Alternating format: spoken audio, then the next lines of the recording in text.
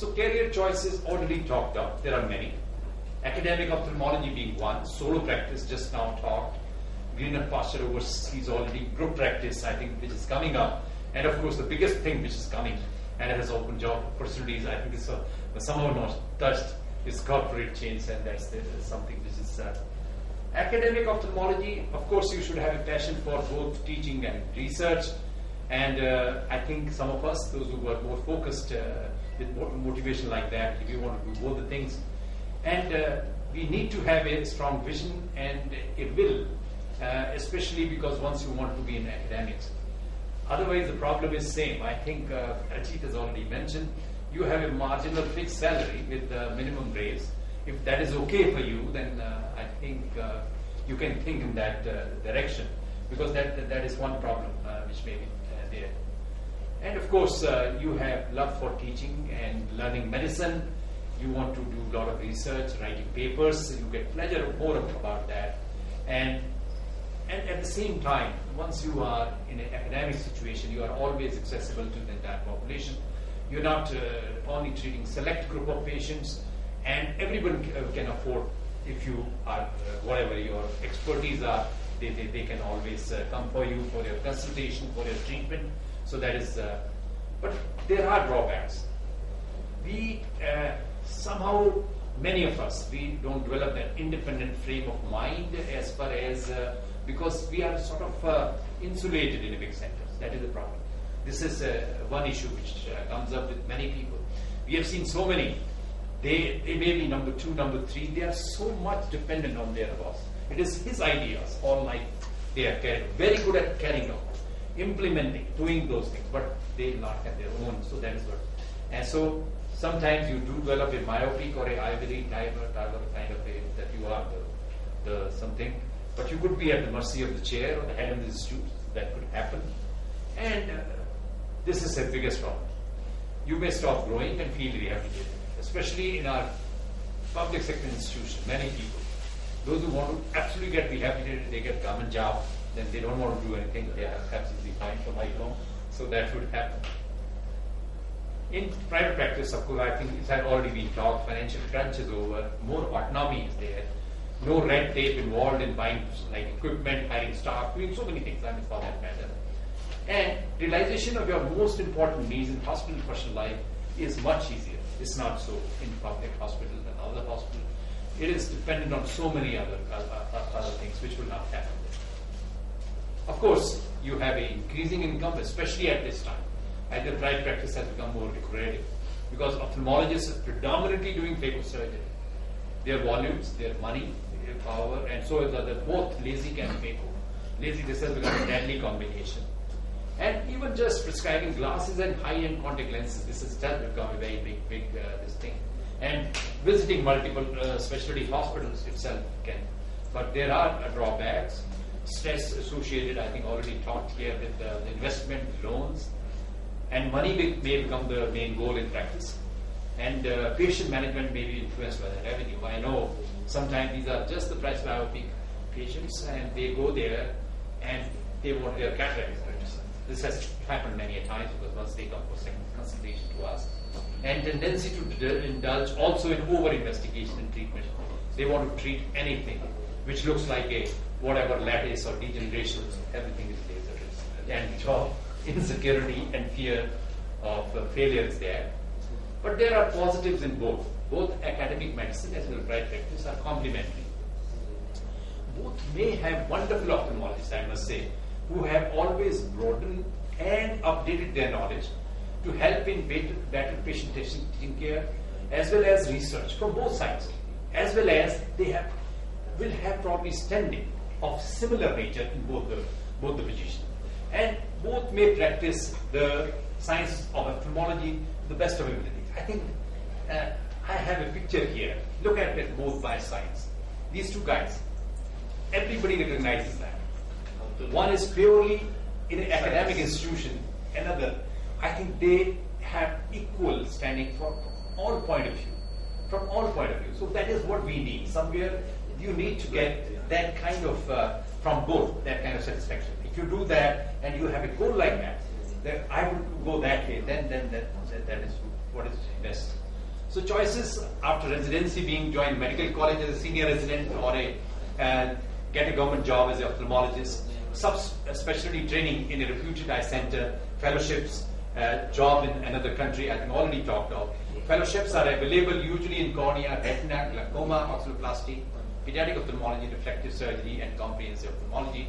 And after fellowship, it's already talked of, your potential for job increases.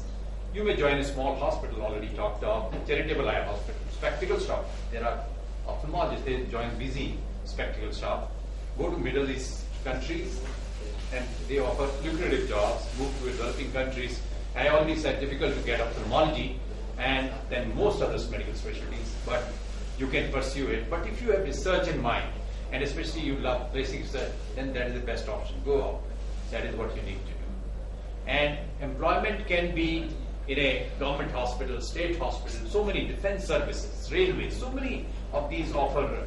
We have missionary hospitals, charitable hospitals. So I think we should have to look beyond. And even organizations like ICMR, DBT, others, they offer. I think these jobs, they come in these companies. We see some of these ophthalmologists, they are like marketing managers in ophthalmology in a reputed pharma company. You see in all these bigger companies that they are responsible for handling marketing division and launching new products, strengthening and existing brands. So these are also the options available. Well, I must say one good thing is that the demand for ophthalmologists and the specialized ophthalmologists is going to increase. This is happening with the increasing aging population. You have already seen it is 67 to 69 years. It was just about even 80s. It was some 47, 48 years, so it has gone that much. So definitely, the job opportunity will continue to grow. So you will always have work and a lot of work to do. And there is high prevalence of diabetes and diabetic retinopathy, another one. And advances in refractive surgery, everybody has glasses. They would like to get rid of them. So I think you are in a very good specialty and you can encourage people to be in this. So, and of course we have pharmacotherapy coming in. So many things are happening which are going to open up the field much more, and your job opportunity, career opportunity would increase further. So plan your future according to the environment which you feel is best suited for you, the philosophy, what you like best, and the lifestyle. At the end of the day, if the main satisfaction is drawn from intellectual pursuit and academic challenge, then do not enter practice like me. But otherwise, if you enter the practice, I have already mentioned so many. I think I had another picture which went somewhere where I had on one side was Savada and other side was Jagatram. I think both of them published so much. One is purely in practice and another being in an academic institution. They have made an impact worldwide, so that could also happen. Thank you very much. And he has not named, but the opticians who have do well, really given a bigger challenge. Actually, during my residency days, we used to feel that that guy is doing much better than our consultant. Yes. That we used to feel at the RP center, we used to feel like that. So it is mainly the drive and how much we are, what is interest to us. That is the center point. First of all, you need to love your profession. If you say it's by default you got into ophthalmology, you are lost. So don't get into ophthalmology by default, but by design you need to be into ophthalmology, as he liked ophthalmology. Many people do mention to me also, I like retina because I came with my father and then I developed interest because he got cured. So that's the love you need to develop first of all. Once the love is there, automatically, like Vishwas, 275 publications in academics. Yes, absolutely. That is the pinnacle you can really achieve. And in India it is possible. It is not that some people say हम भारत का है, देशी है, तो कहाँ publication, हमारा publication है, accept नहीं करते. That is not true. I remember, I know Jyoti in those days, and I mean, he 1 year he says, this year I have to have 50 publications. That is the way he works. I mean, that is the way one has to have a goal. So I think it's wonderful. Yeah, actually, Jyoti's initial this second as well, he went with a bag and he has to. It's hostel. He has to share and he is slept on the floor. So that is how his ophthalmology has started. Absolutely. And it is only his love towards academics has made him to reach this stage. So he's so proud. Yeah, and unfortunately last year it was fully packed. I don't know the timing or something. It's no. Yeah, I think this is maybe the timing. Yeah, timing is other things mainly to going do, on. or the simultaneous election is interesting. They are modest in not calling it as an institute. It is an institute, Devashish. And I recognize your continued effort and continued thinking for an institute. Well, of course, I would say that we are far from an institute because we are a hospital with an academic interest and a research mind to our patients. But an institute is an institution which incorporates many other things, which research. Of course, how to grow in your growing practice is probably what I would rather focus on, and why do we really need to do that? Because I think growth is the one constant and everything else will change. So if we are not growing, so tomorrow we won't be a leading practice. Today we may be a leading practice, tomorrow we won't be a leading practice unless we grow. Growth, continuity, propagation, these are very essential words for everybody, whether he is in practice, whether he is in an institution, whether he is in government service, whether he is in serious science. And the second important thing that I have realized is health is definitely wealth, and but health behaviors, they evolve, they don't change overnight. So we need not rush for things, and the surroundings and the society around us will evolve, and we have to keep on growing with the evolution. It need not be drastic. And what I was hearing till now, let us first explore that why do we actually work. I mean, first I work because I love the smiles on my patient's face. The second, I work because I'm a proud man and I want peer appreciation. I want to be appreciated by my fellows. When they say you're a good doctor, you have done something good, I feel good. The third thing that we work for is what we are giving back continuously, whether it is science, whether it is practice. And the fourth thing is because that also is equally important. So having said that,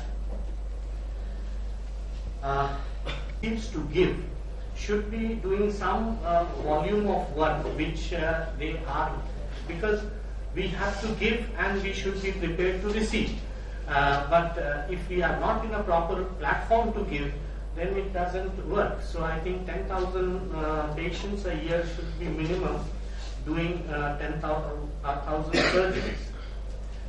And the moment we want to give, I think first thing that is required for the leading practice is they have to change the brand. That doctor's name with the hospital, Devashish's Eye Clinic, cannot become an institution. There has to be a change of brand. And that probably comes with the infrastructure. Because we have to shift, so when a growing practice is working in 2,000 square feet and delivering so much, that is where the doctor can conceive that he is growing at 20% and he will probably continue to grow. He cannot do much beyond that, so the options are to either raise your fees and ask other people not to come who have come to you all these years and helped you grow this level, or invite them to come and affiliate with other people. So I think the second option is always a better option. With a new location, I think visibility is a very important thing, because okay, our hospital has opened, but where? Unless we see the physical structure, it doesn't make sense. Similarly, it should have good communication, and the scope of expansion must be there in the property. be it land, be it a building where other floors are empty, where we are taking it on rent. And initially, let us conceive it as a surgical center, where the leading practice is still practicing in his clinic and actually taking his patients to a surgery center. And he has to affiliate with younger doctors. The other affiliated doctors probably work on the same model, where they bring in surgeries to the surgery center and they practice as clinics. So essentially there is two brands going on simultaneously. The ownership initially, of course, I think investment has to come from the leading doctor. I choose the private limited company format because, in a financial structure, we will be contributing to the growth of this hospital, and we would want ownership of what we have contributed as a brand to this hospital later. So I think a private limited company have got preferential shares, debentures, everything which can later be converted into equity shares.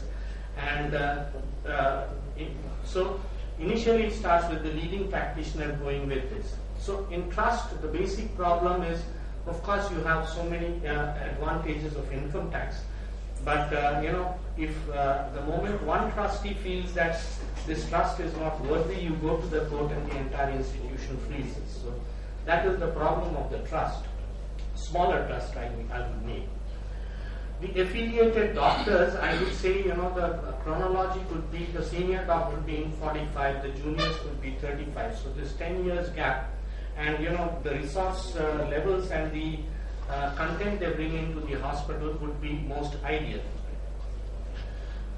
Because one has time, the other has more resources, patients, finance, etc. And of course, they should work exclusively for the brand, because that is very important. And as I told you, that they can practice in different, but they should exclusively bring their patients to the surgery center and not another center. You cannot have multiple choices there. We can have a lot of options now. Now the affiliated doctors, I think this. We should not be trying to cross-subsidize or compassionately promote something which doesn't exist. So, this distribution of the doctors are also important, that you have one from oculoplasty doing comprehensive and cataract, one from refractive cornea and cataract, one from glaucoma.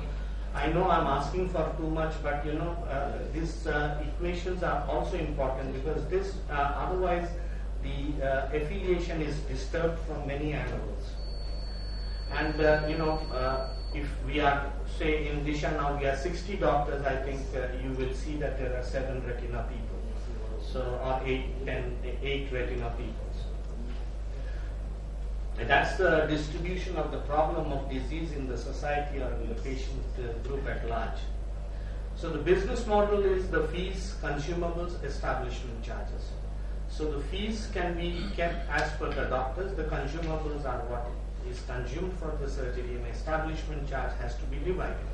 Now let us take, the instruments going to cost around this, between 2 to 4 crores, and the interiors something like that. So if we have a rent of 5 to 10 lakhs, here I have put a rent on the ownership of the loan or a building. Which one is preferred, or do you go for rent? Because when you are going for rent, actually it's expenditure, but you are not earning anything. If you want to be intelligent there, I think if we have any way of borrowing from the bank, I think that is the best financial model to the exercise. So the total cost of establishment can vary from 10 to 24 lakhs. Now, why I give this perspective, I don't find the PGs here much, because they have to understand a little bit of institutional finance, because that is important. Sometimes I'm understanding it. Now you are understanding I am understanding it very well. So, each aspect I have now involved. yeah. So this is a very important line, like what is the, how do we put it in perspective in the long run? Suppose there is an investment, in initial capital investment which is gone into the whole exercise. So after that has been recovered, see, the doctor, the leading practice who is investing has brought in so many things. But after that, I mean, the other people have maximized him, and they have maximized him to pay the cost of this brand that they have built it together.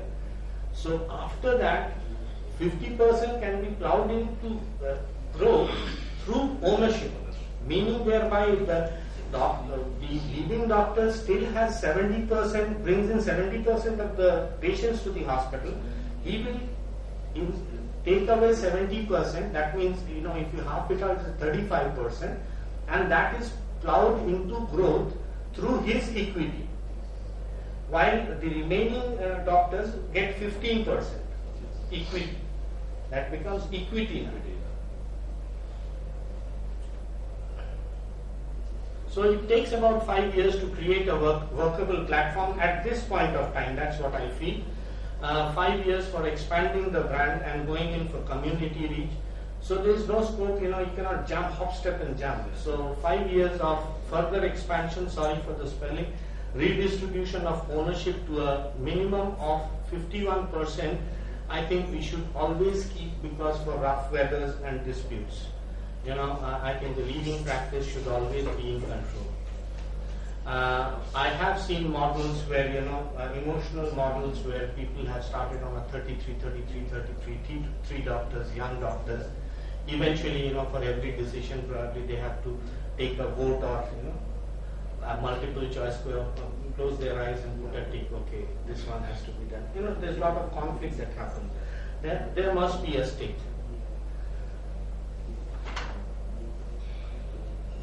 And the clinic of the affiliated doctors can later be branded if you want to see the, because, you know, if these things are put in contract, you know, then it can work as per contract. It is not that, you know, how much in company law it definitely stands. So many people are doing business on profit sharing agreements. All the restaurants that you see in malls, they're all, the infrastructure is the mall's owner, and the restaurant is basically on a profit sharing basis. So all this works, and only that we don't explore them. So the affiliated doctors can also open satellite clinics in townships where they can encourage the juniors to come up, and the leading doctor at a certain age, when, you know, he becomes old, he can still mentor and he can earn the profits. As I said, 50% can be taken off at profits after payment of the capital cost. And of course, this is important, that if a leading doctor's child joins, he can join as a newcomer. He can start as a clinic. I think that's the best way. If you see the evolution, you know, it is very difficult. I find, you know, it's a very difficult exercise for Dr. Abhay Vasavara, I'm just make the name, to introduce his children at his level of practice. You know, immediately. It will take time. So these are good options, and I think we need to constantly engage with our resources, with everybody, and if we join hands, I think we can always continue to grow and don't get stuck up in some place from where the graph goes down, because growth, change and continuity are perennial. It will go on. If we don't grow, somebody else will grow. And we when you own it and you are seeing the growth, you will always be calculative like this. And when you practice, it is not only the financial growth, there is a knowledge growth also as well, need to be targeted.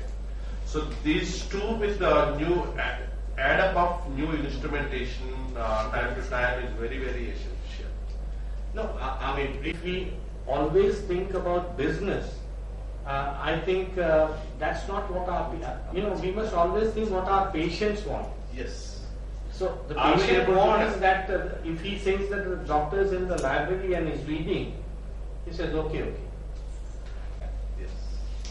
So, I mean, academics is something, as I said, peer appreciation, what will we give back to the science which has brought us to this practicing platform are very important considerations are at a very individual level. And so every institution should not deviate only on the business side of it there. All competition should be surrounding that. And not at how much incentives he got, that much incentive and I didn't get. That should not be the case. No, person after completing professor. Like, so how do we go about that thing? No, you have to understand, I mean, this was, I think Murthy's talk was required here. I understand your point of view. See, what you say. There are a lot of... So that is what you can give best to the community and to the patients. Same is with your friends. And you are probably not as experienced and... Going for all the equipment, there is certain things called EMIs. Okay? EMI you need to pay. And when you are not buying a place and building a building and you are renting it, definitely that will come into a recurrent cost. And all that calculated, at least it will be 24 lakhs. I totally agree with him. And you should be mentally prepared to do that for having a decent setup. But as a newcomer, your target is not that decent setup. You first of all need to establish yourself, and then whether you want a decent setup or not, you can do that. Or nowadays, another thing which is happening is a group practice, which again you need to be prepared. The whole group need to be prepared, and each individual partner need to be very. My specialty is earning more or the other. So that is why I'm not going into those we intricacies. should not keep compassionate capitalism as a part of the mechanism of the hospital. Because if the retina fellow feels that it is from the cataract money that I get my salary, the cataract fellow will. I learned it very culture of opening our shoes before you enter the hospital at that scale. So the security wala, we just had acquired a OCT machine and everybody knew it is a very expensive stuff. So actually we had to popularize it, we had kept the charges very minimum. And at the scale of OCTs being done at that time, say in 2005 or 4, whatever, so it wasn't very cost effective either. To evolve, but it's not a very concrete and good concept. Now we will go on to accreditation. So now it is a need of the hour for building, because now a decent setup, retrospectively feel our construction itself is negative and we cannot get NABH accreditation. So while going for a new building itself, new hospital itself, you need to have the thinking that what are all the important components a hospital need to be to acquire a NABH accreditation or JCI for that matter. Discussion about medical care, these marks are also very, very essential. And even the corporates like the CGHS and all, with accreditation they pay higher packages. This you must be knowing all that. So worried about maintaining the standards. So he is the man. Probably our interaction is for last 5 years now, and he will be talking about how do I go about accreditation of my hospital. Thank you, Dr. Ajit. Thanks for the opportunity.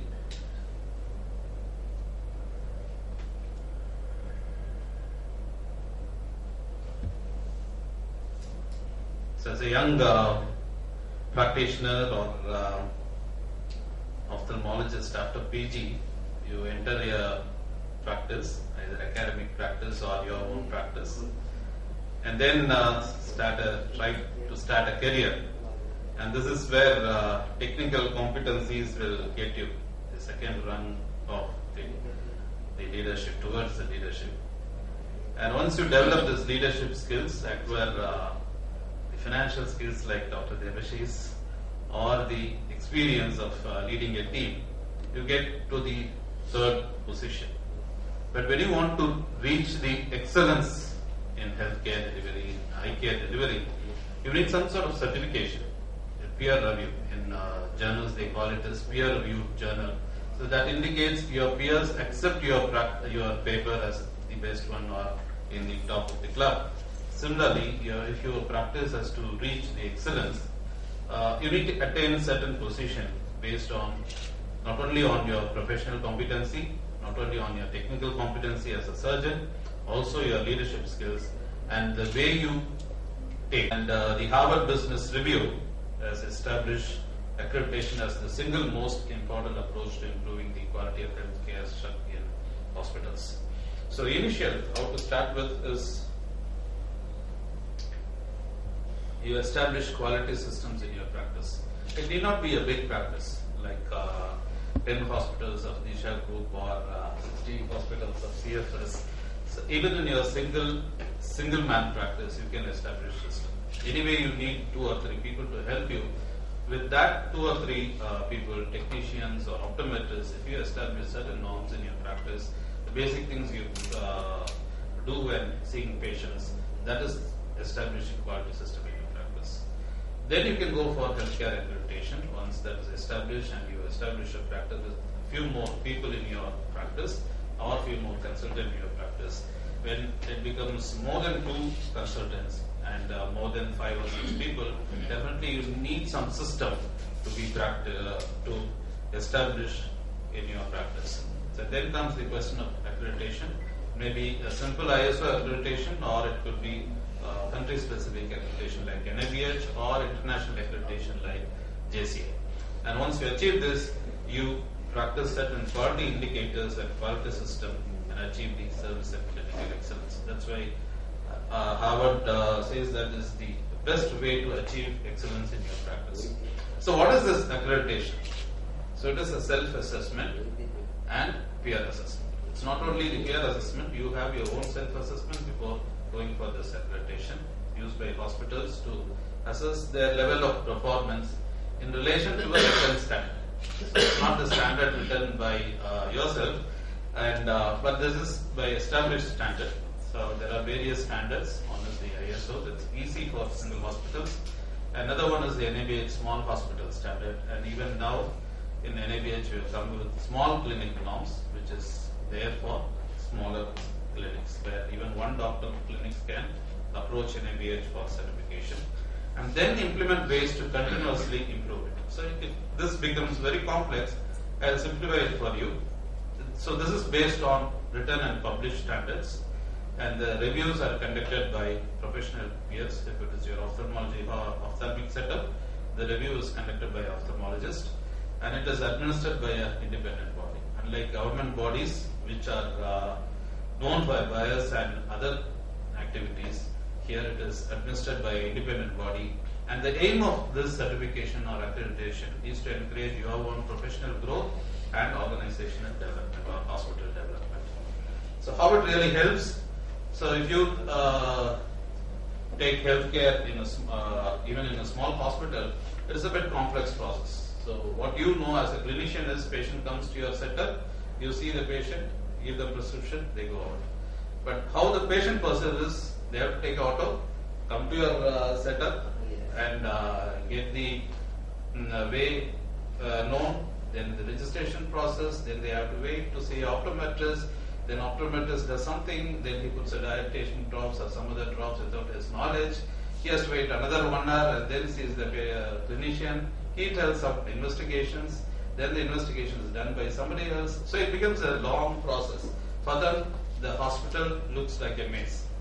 So what accreditation does it simplifies them into different small processes where the patient understands the system in a better way. So the simple technique to improve quality is reduce the risk, automatically the quality goes up. So how do we do this? So there are certain few factors. So instead of this telling the 100 NABH standards, I've simplified into the few important risk reduction factors. So we all know as you age, maybe for youngsters memory would be good, for aged people like us memory will be failing, and reduce that reliance on memory. So what you do is start documenting. So once you document, it becomes easy for many other people. So if there are too many people in your systems and processes, documenting really helps. So it's easy for them. And reduce the steps. So as I said earlier, patient coming to a hospital, coming through various systems, if you can reduce by 50%, you are simplifying the processes. To standardize or uniform process. So if there are 3 or 4 doctors, you see to that those doctors follow the same norms and use protocols and checklists. This is how airline industry have improved the safety margin. You take many of the world standard airline industry, they use this checklist system to improve the safety to 99.99%. So we can also copy from the airline industry and follow this checklist system to improve the safety in our hospitals.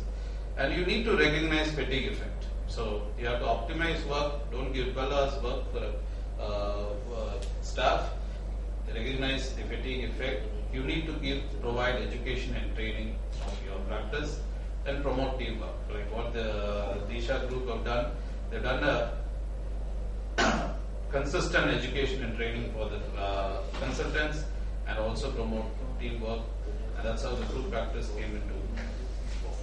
And reduce known source of confusion. If there are some sources of confusion, try to reduce them. So how do you go about this accreditation? You need to know these standards, interpret them, and then implement them. So there are certain elements of these standards. So these are nothing but you are stating something. I'll try to make it very simple. It's a statement of a desired and achievable level of performance against which actual performance can be measured. Okay. So I'll just put into certain policies and protocols. So this is the main standard. Policies and procedures guide the care of patient undergoing surgery. Suppose you are going to operate on a patient, all the policies for surgery will be documented, and that includes a list of surgical procedures that you will do. So if you are trained for cataract, then you will do only cataract related procedures, and all these patients will undergo a standard assessment process after a diagnosis, and that should be documented. And both pre-operative and provisional diagnosis, when they are documented, that become legally clear framework. An informed consent is obtained by the surgeon. This is a legal requirement, but when you start practicing, that becomes easier, and over a period of time, that will really help you. So what are the standards used for? Used for self-assessment and evaluation. And you communicate something that you follow in your healthcare facility, and that provides the basis for guidelines and standard procedure for other staff or new entrants. And you can also use it as an identification method for training needs. So overall, NIMH has this 10 chapters and 100 standard. For small clinics, it's only 7 chapters and 63 standards. And clinics, it's different. So this is the overview of patient-centered standards and hospital-centered standards. And so basically, it revolves on these 4 mechanisms. One is the legal requirement. That is the requirement you need to practice in our country. Another one is the safety issue, providing a safe hospital premises, particularly with relation to air, water, waste, and electricity. And you have to monitor these services and develop certain indicators. So we call it as smart indicators or quality indicators. And when you have a critical unit like operation theatre, you have to monitor prevention and control of infection process.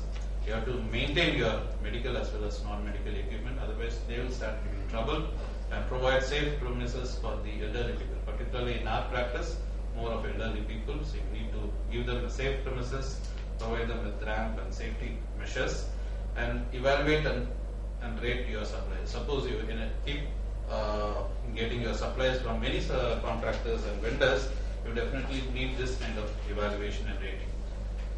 So in patient-focused criteria, you have to involve the patient on decision making, particularly when you are operating. Consent taking really becomes important nowadays, and get informed consent on specific aspect of treatment, particularly if you're going for secondary and tertiary procedures. Communicating with patients really helps. That actually gives a better relationship with patients and their families. Educating is very, very important. And you need to evolve certain quality criteria for all these services. If you are developing in your practice into a bigger one, outpatient services, the diagnostic services, medication, as well as OT management. And you also need to evolve some system to keep the medical records. As you develop your practice, this becomes very important because of the legal framework now. HR criteria is very, very important as you develop your practice. Staff planning and recruitment is really necessary because at least 60 to 70% of the clinical work would be done by non-medical people and your helpers. So credentialing them during recruitment and verification is very, very important now. Staff development and training, particularly if you're going to develop a critical facility like theatre, you have to rely on them for your infection control mechanism. So you need to train them, sit with them, train them, and also there has to be ongoing training mechanisms. You need to also monitor them. That's very, very important in clinical setup. And you also get their feedback. Not only patient feedback is important, you also need to get feedback from your staff. And so this is what people ask me when they want to go for accreditation. So what are the resources or how much money it would take? And basically the consultants would tell more staff, more equipment and more money.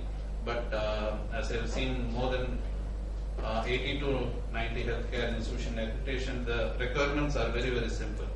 You need time to work for accreditation. You need regular opportunity for interaction with your staff, not only consultants, your lower level staff, and you need data. So it's very, very important that you get data from the lower staff as well as all the areas of your hospital, and that should be relevant, accurate. You also need to get information, both academic and practical guidance on standards and measurements. So what are the resources for accreditation? For me, it's not only money, the skill for coordination, quality coordination, technical skills and training is more important than the monetary aspect. But more important is the attitude of the top management. So if they are in this process, the accreditation process becomes easier and smoother. So how to start? Again, it depends on the top management commitment. And so where to start? You need to start with the quality policy or mission statement. You have to address all the standard elements. You have to see to that your consultant. The main problem area in bigger hospitals, the consultant, I think will agree with me, and probably Devash is not the junior staff. The junior staff are easy to handle. The senior management has to embrace the system and also see to that your consultant embrace the system. And so these are the quality objectives. It has to be specific, it has to be measurable, and agreed, realistic, and time. These are smart indicators. So one common thing many hospitals now focus is reducing the waiting time by to the patient by 50%. So in ophthalmic hospital it becomes really important. If you reduce 50% waiting time, at least 80% of the patients are really satisfied. So that's how you improve it. So this is the basics of the entire system based on your records and documentation. Your format has to be standardized. Your instruction to the patient, the staff should be standardized. Procedures, not only your clinical procedures, but also non-clinical procedures should be standardized, and that becomes your manual. So basically, to achieve accreditation, you need to take it seriously, adopt and integrate all the standards required. It has to be part of your regular clinical life and way of life, and enforce accountability. It really helps in the business models also to enforce accountability, educate, and educate. So basically, as of now, accreditation is a voluntary initiative, but it might become mandatory, particularly the health minister is very fond of this. It has to be sustainable, and basically it has to be integrated into the daily work process. And so most of the medical, paramedical and staff are appreciative of self-audit because it provides them training as well as professional development. And it is easy for the administrative heads to monitor because they get good data on quality monitoring. And it's also relevant in this era of insurance, medical tourism, and the medical legal implications. So thank you so much, and thanks everybody for the opportunity. Mandatory things, which even the name of the consultant, signature, time, date. These are mandatory things which we are very resistant. Even I am resistant. Now, even after shifting to CFS Hyderabad, I am now maintaining that habit because, as he said, it is not single time process. It's a continuous life, and I made it as a standard for our this thing. And if you come to Hyderabad CFS, you will see it is almost 99% compliant with NABH regulations because myself and Samdar both were thoroughly involved in NABH accreditation at LV Prasad. So we liked it and we almost planned the whole building as well. And it is almost 99% we are compliant, though not certified. We are following the regulations. Thank you, Nirmal. Now I invite publisher. Okay. Almost, I'm very touched by it actually. When we talk, it came out, and then when we talk now about Vishwas, he's a different Vishwas, elements to become a Vishwas. So I'll make it very brief. What essential characters you need to have as an academician? I am not really a true academician, and I'm still looking for to become an academician. But the basic thing is that why you do research in everything, in ophthalmology or any other branch of science. The known is finite, the unknown is infinite. Intellectually we stand on an island in the midst of ocean of inexplicability. Our business in every generation is to reclaim a little more land. So you should be very humble. What you gain today by research is not really breaking by just a little bit more land on the ocean of inexplicability. Research is to see what everybody else has seen it and to think what nobody else has thought. This is told by one of the Nobel Prize winners. Why research the eye? What is there in the researching in the eye? It is that Andrew Duke, editor of the British Journal of Ophthalmology in 2000, told that there is an unarguable necessity to understand the molecular and cellular biology and pathology to improve what are mostly unsuspected therapy by increased knowledge of understanding underlying biological and pathological processes of visual disorder. We will undoubtedly improve our patient care further. So we do research to improve our patient care. I am not a great academician, but I have put out bad academic talk. But I am better than what I started, and I improve every year. So always rehearse several times before your presentation. Even before these presentations, I have done several times rehearsal. The important thing in the research is not to stop questioning. In every aspect of intelligence, every aspect of that your career, you will stop not to stop questioning. Question yourself, question new things. Curiosity has its own reason for existing. So this curiosity could be intellectual curiosity. How does it work? What if we change this? Why if we change from this procedure to that procedure? Why did you do that? Ask questions to everybody and to yourself and in all circumstances. Look at what others do. Can be very helpful in learning how to recognize the interesting questions.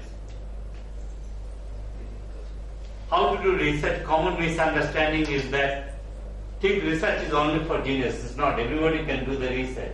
But don't think yourself as a genius. Think you need to know everything about the subject in advance. No, not you. In the process, you learn everything. Think you should wait for the most important problem to work on it. Not that. You can work on a simple problem. I'll show you in my experience. Think a solution is correct just because you cannot find anything wrong. Before starting research, review the existing work, being able to find and evaluate previous work. Look for what others have done before starting your research project. It helps defining and tuning your problem, may give you ideas on how to solve it, otherwise reinventing the wheel and wasting time. Don't wait for an apple to fall on your head. It doesn't happen all the time. Try to publish during your tenure, and this is that if you do not publish, you will perish. And this is the process. Why do you publish? Is what is required in publications. One is enthusiasm. Second is persistence. That's very important. It's not a simple writing it up until the manuscript is going in the print and comes over here, and then the letter to the editor comes to that one. You need to persist. Strong commitment is required. And what is most important is the passion for it. What is in it for you? Why should you go for publication? It's aged in history, persists forever. You can be proud of it. Publication is the gold standard. Presentation is for 8 minutes and everybody forgets it after that.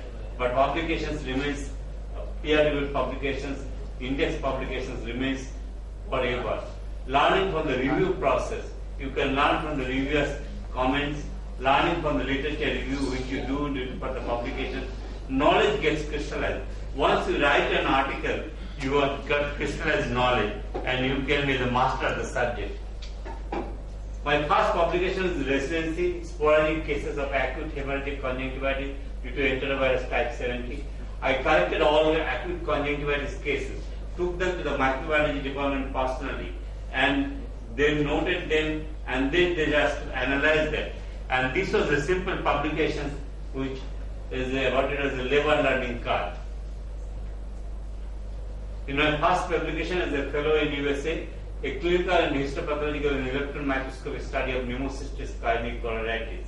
My contribution, I took gross photograph, made multiple sections on the slide, got EM. I was one part of the work, but it was a 7-man who worked on for the paper, and this was the first time that new organism has been identified in the eye in AIDS patients.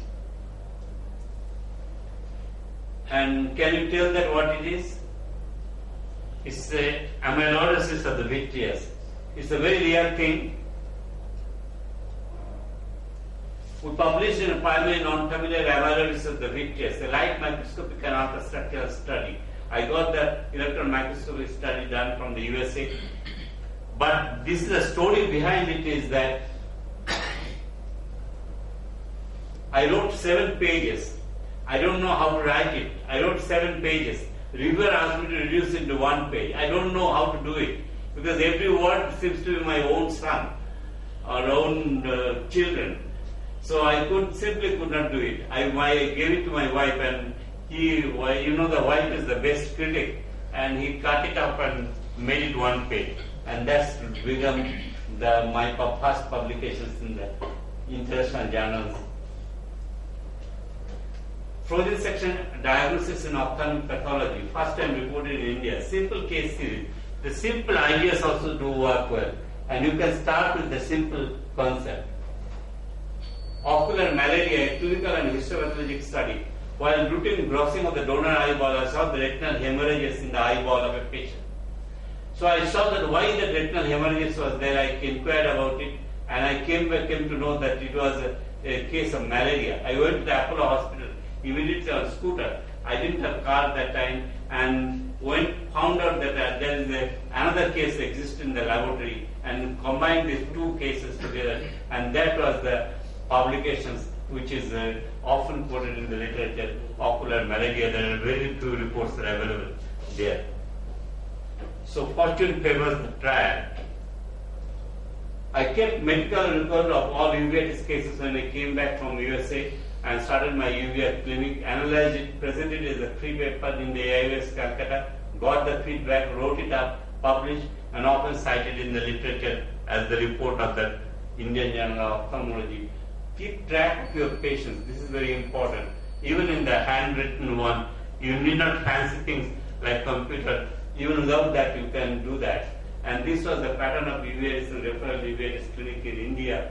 The first time the pattern of India uveitis pattern was described. And I don't want to comment on the content of the paper. That's a different issue. Thinking should be becoming a capital asset, no matter whatever ups and downs come across your life. So, APJ Abdul Kalam has told. Questions, you need to ask the questions. And these are questions. The 2 million people develop TB every year. Every 4th patient of the TB in the world is an Indian. And the tuberculosis uveitis has got protein manifestations. I asked in the beginning of my consultancy services that what is the ocular morbidity in active systemic tuberculosis? What is the various types of ocular tuberculosis seen? Simple question. Is this disease seen in active systemic tuberculosis? And this led to a 1-year study, and 1,005 patients we studied in a TB hospital. Ocular morbidity in active systemic tuberculosis 1.439%. Most common was heel focal choroiditis. No case of Leigh disease was seen. spent 1 year in TB hospital, laborious job, analyzed it, wrote it up and published it. And you may spend time for their research work. Ocular lesions in AIDS report of first 2 cases in India. Coming back from USA, I found 2 cases of the patients which are similar to the patients we have seen in United States that time, that worked at rapid speed, analyzed the cases, sent it for publication and became the first to publish the ocular lesion report of first 2 cases. After me, that many people have started seeing it, but I wrote it up in 7 days, and speed doesn't matter, and he became the first person to report the ocular lesions in AIDS. Work for then 1 year with AIDS patients, complaint cases, 4 pages review with criticism came, reply satisfactory to all queries, and then submitted in the American Journal of Ophthalmology. And this was one of the landmark publications. Impact factor was 4.223. The ocular lesion associated HIV infection in India. A series of 100 consecutive patients evaluated at referral center. 40% patients had more than 1 or more ocular lesion. Eels disease is the most common retinal vasculitis in Indian subcontinent. I thought I should work on this disease. 1 in every 135 patients Netralaya was that time Eels disease. Now it has reduced. I made 18 publications on this enigmatic disease. But what I did that one after that, writing up that articles, small articles, I read nearly 300 full text articles, analyzed the global data, wrote 18 pages on this disease, put 18 photographs, 6 tables, worked for a year, wrote a major review, and the reviewer could not refuse it, and it was published in a Eels disease and update in major review in the Survey of Ophthalmology, and this is one of the major work on Eels disease. So hard work pays. Polymerase chain reaction for detection of mycobacterium tuberculosis in epiretinal membrane in Eels disease. It was a landmark publication, worked with the microbiology department, breakthrough in pathogenesis of enigmatic disease, and we found that the collaboration is important with your own department, with your own colleague. You need to know how to collaborate and communicate. And this, why is this occur today? Everybody knows that it's a cell-mediated immunological reaction triggered by sequestered mycobacterium tuberculosis antigen, which is the concept that's given to us nowadays. Amphigenous choleritis, first described in Asenblatt et al. There's only one case report by they just mentioned over that one. I collected the cases with distinctive clinical features, defined or redefined a disease, and keep an eye out for the deviation from the norms, and then I wrote the clinical profile, treatment and visual outcome of amphigenous choleritis. This is the first time publications and reported series in the world, amphigenous choleritis. Microphone mofetil was used by the nephrologist, but I used in uveitis, and as soon as they analyzed a significant number of cases, 8 cases in a tertiary ophthalmic cancer, I published it. Control of inflammation was achieved in all patients. No patients with adverse side effect. A safe and effective immunomodulator agent. So the lesson is that explore the novel treatment based on the sound scientific knowledge. Share your experience as soon as you get enough experience. You try to make it, document it, and share with others. And this is important. Tuberculosis scleritis in a patient with rheumatoid arthritis. The eye enucleated, patient died. I got disheartened, but I just didn't lose hope. I reviewed the case and analyzed it, and then found out that it was the patient, though with the rheumatoid arthritis, he was having a tuberculosis scleritis by polymerase chain reaction of the in a new bottle, but still it's important. And the paper, while you're writing the paper, you go through several processes, and particularly nowadays with the 3-4 reviewers and finally the editor, but most rejected. But when rejected, try again. Even Nobel laureate gets rejected. You may need to play sometimes with the paper rejection, but just don't sit on it, keep on trying, or don't lose your hope.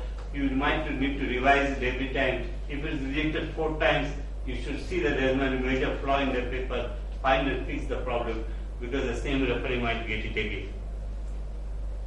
You should be committed to your research. This is not a 9 to 5 job. I used to go at 10 o'clock every day.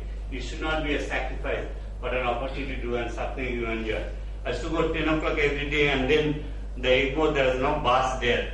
So I used to walk there. And the Egmore people, the bus, that long route bus used to tell that, are you going to Bangalore? You come, there is one more seat there. So every day they used to pull me up, that one, because I was going walking on the 10 o'clock at Bangalore bus that time used to leave. So general advice, openness to others, be open to others and do others.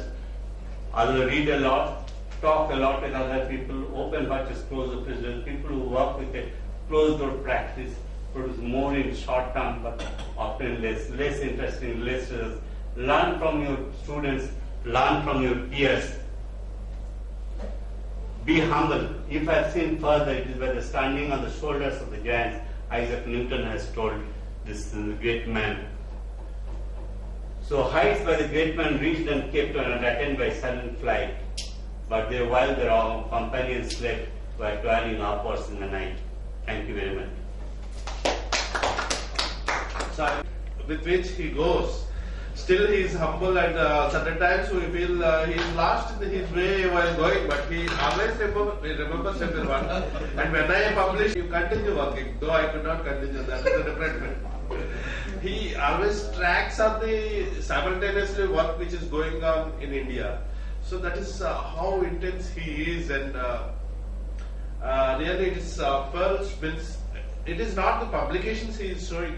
He is showing the difficulties he faced and gist of it in the down one sentence, single sentence as well. Thank you, Biswas, for making all Indians proud. And we are. So I thank all the speakers. Though very little audience, the content is very good, and I learned a lot. Because I changed the speakers, yeah. Last year, another set of speakers spoke, but a totally different perspective has come to this session. That way we gained a lot. Thank you. Thank you.